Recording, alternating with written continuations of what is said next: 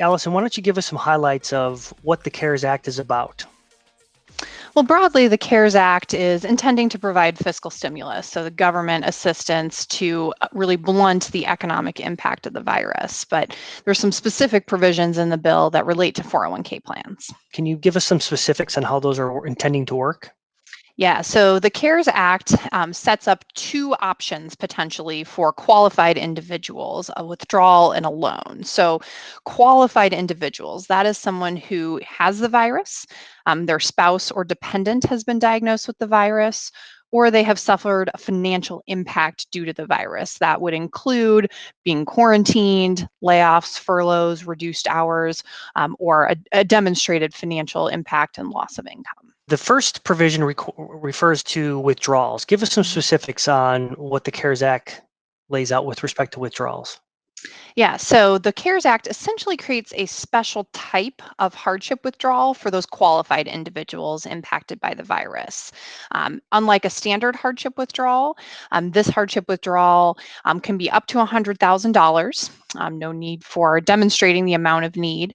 The early withdrawal penalty is waived, so no 10% additional tax on distributions. And then the individual has the option to either repay this withdrawal over 3 years or pay the taxes on the withdrawal over 3 years. There's also a loan provision in the CARES Act. Can you give us some detail on that? Mhm.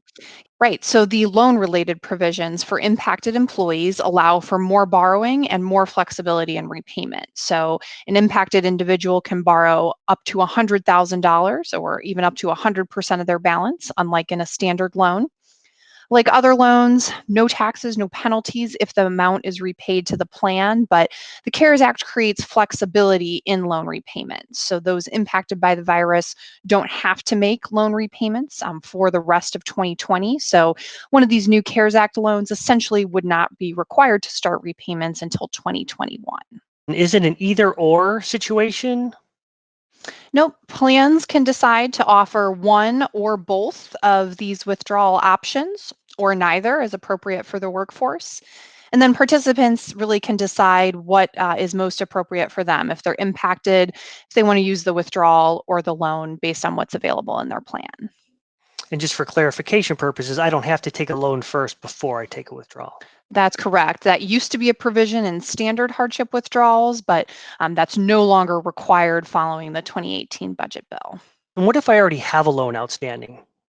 Yeah, for impacted individuals, they also can benefit from the flexibility offered in this bill.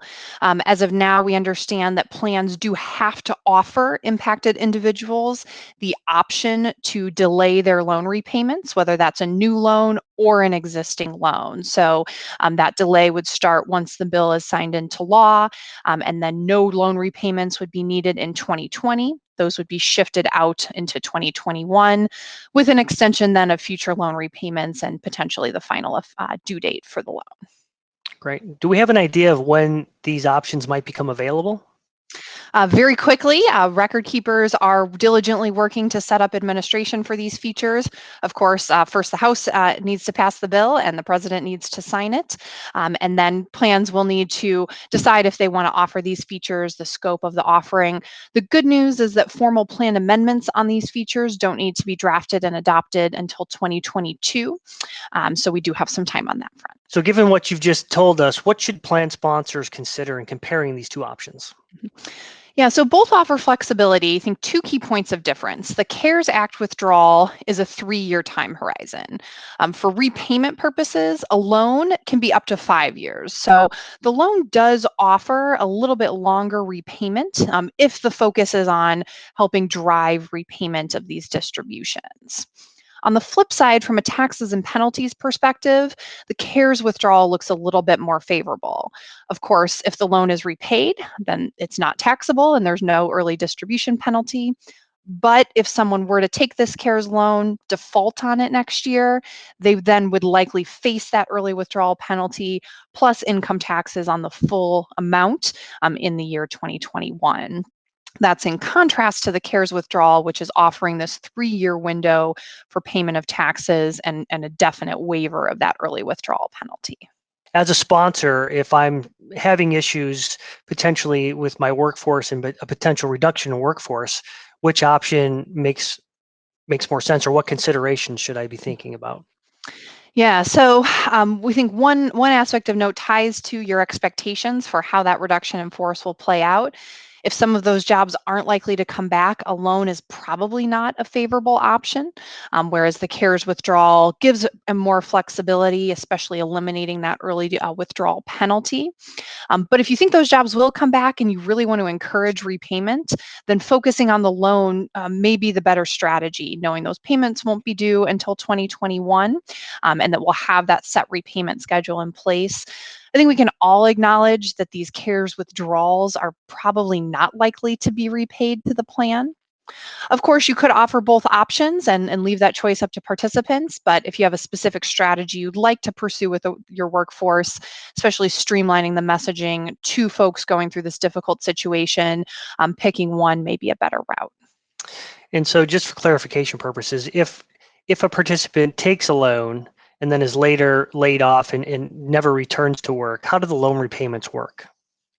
So it does vary by plans. Some plans can and do allow ongoing loan repayments from terminated employees. But traditionally, and still today in many plans, loan repayments are not accepted after termination, and a loan will then go into default, become payable. And if a participant is unable or unwilling to repay the outstanding balance of the loan, then that does become a taxable event where the outstanding balance plus an early withdrawal penalty will be applied. And are there any final points that sponsors should consider when it comes to the Secures Act and these provisions? Yeah, really calibrating the action here relative to your workforce, what your population is going through or not going through, in determining if one or both of these options are a good fit, as well as understanding administrative practices. Certainly, we're talking about liberalizing distributions here and want to be mindful of the impacts, both short term and longer term, as well as potential fraud risks and making more money available to withdraw. Ellison, thanks for joining and sharing all that information with us today. Absolutely. And if you have questions about these specific withdrawal provisions, happy to work through those together, talk about the pros and cons of the various options and what might be the best fit for your population. If you have other questions about the recent market activity, economic impacts, or potential plan changes, please send us an email. We'd love to get questions and we'll continue to put information out there.